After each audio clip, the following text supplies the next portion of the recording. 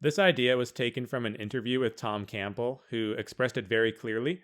I couldn't remember the exact video, but I'll link to his channel in the description below. Jordan Peterson, who needs no introduction, has also touched upon this subject tangentially as well. So, when it comes to examples of great evil in the world, we often look to historical figures like Hitler or Stalin and assume that these men were extraordinarily, consummately evil, that we would never or could never do something as horrendous as they did. And while this is probably true in most cases for most of us, evil is far more common than we might imagine, or at least the potential for evil. You see, the difference between an Adolf Hitler and the grumpy asshole who works at the local Walmart is simply a matter of power.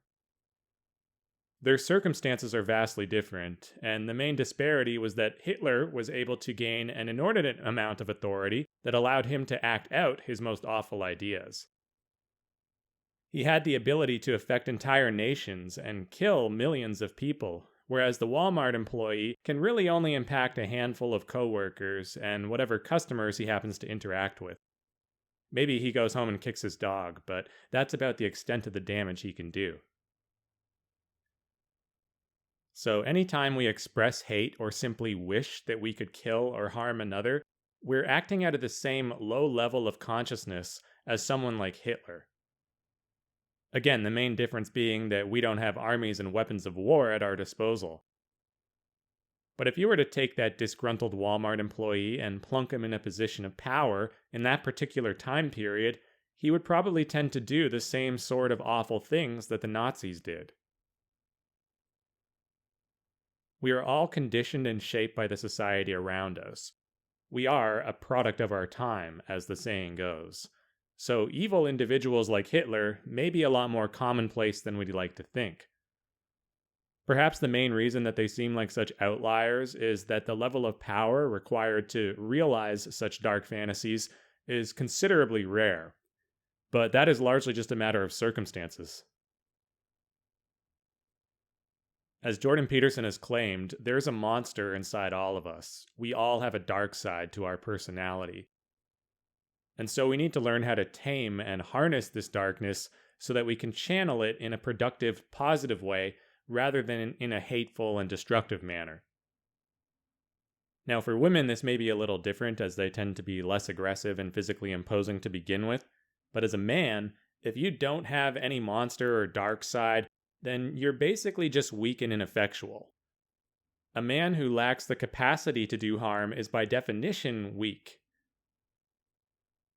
Just on a purely biological level, we know that men are stronger than women on average, and so in heterosexual relationships, for example, we have the ability to abuse or physically subdue them. But a man who relies on brute strength to bully and batter his wife into submission is a detestable creature. Society looks down upon such figures, and rightfully so, for they are like petty tyrants in their own households.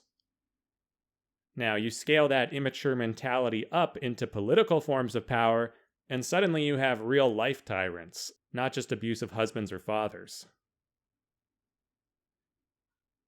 I think then when it comes to things like the life review process when we die, where we're judged for how we lived, that our intentions are more important than what we actually did.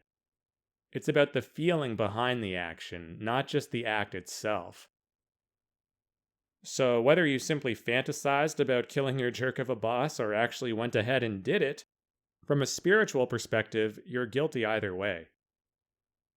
That's obviously not the way our justice system works, and for good reason, considering humans are not telepathic and therefore we can't definitively determine what someone's underlying motivation was. But mental energy, or thoughts, are paramount in the non-physical, so it would make sense that they would be taken into account. And just to clarify, this isn't to downplay heinous acts and the harm they cause, not at all. Nor is it about absolving criminals and psychopaths simply because they may have had good intentions. Hitler probably thought he was doing the world a favor by cleansing the human race.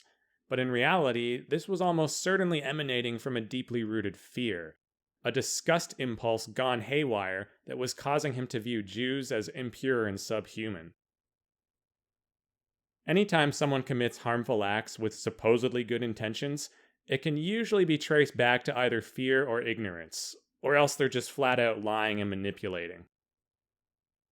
But anyway, the point is that intentionality is primary, meaning that our actions in the physical world lie downstream of our intentions.